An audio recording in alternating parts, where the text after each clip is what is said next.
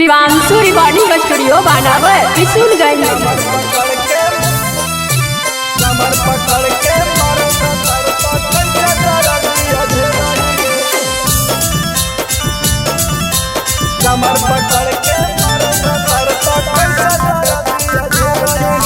Mix वन मनी आर्या जाके ससुरावा सैया कैसे जे पकाई से रोटी बेलाहेंगे। जाके ससुरावा सैया कैसे जे पकाई से रोटी बेलाहेंगे। कमर पकड़ के मारो भातर तो कैसे जरा दिया झेलोहेंगे। कमर पकड़ के मारो भातर तो कैसे जरा दिया झेलोहेंगे। कके उघार बॉडी कैसे छोरी का बॉडी खेलोहेंगे। कके उघार बॉडी कैसे छोरी का बॉडी खेलोहेंगे। कमर पकड़ के मारो भातर तो कैसे जरा दिया झेलोहेंगे। कमर पकड़ के मारो भातर तो कैसे जरा दिया झेलोहेंगे। कमर पकड़ के मारो भातर तो कैसे जरा दिया झेलोहेंगे। म्यूजिक बाय नितिक नयन। कमर पकड़ के मारो भातर तो कैसे जरा दिया झेलोहेंगे।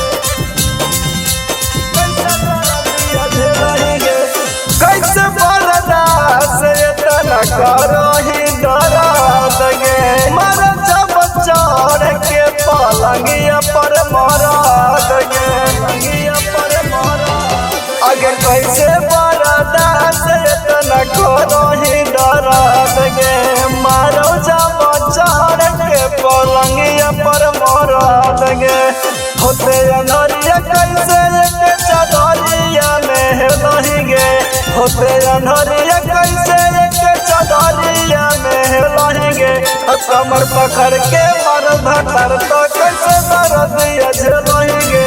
कमर पकड़ के मर भातर तो कैसे दर्दिया झेलहेंगे। कमर पकड़ के मर भातर तो कैसे दर्दिया झेलहेंगे। कमर पकड़ के मारो भातर तो कैसे जरा दिया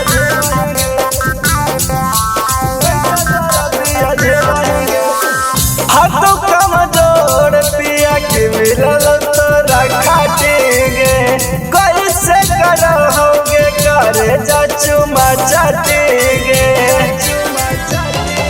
अगे हाथों कमजोर के भातार मिलल काटेंगे। कैसे करोगे करे जा चुमा चाटेंगे। पूछो चंदन रही तो काहे दूर तू ढके रहेंगे। पूछो टाइगर तो काहे दूर तू ढके रहेंगे। कमर पकड़ के मारो भातर तो कैसे जरा दिया झेलहेंगे।